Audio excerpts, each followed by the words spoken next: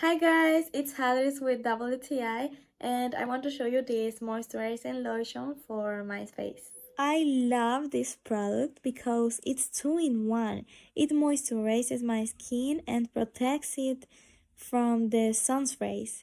Every morning before leaving the house, I apply it and I like how it easily blends into my skin, leaving it well moisturized and protected without leaving any white residue. I love its durability.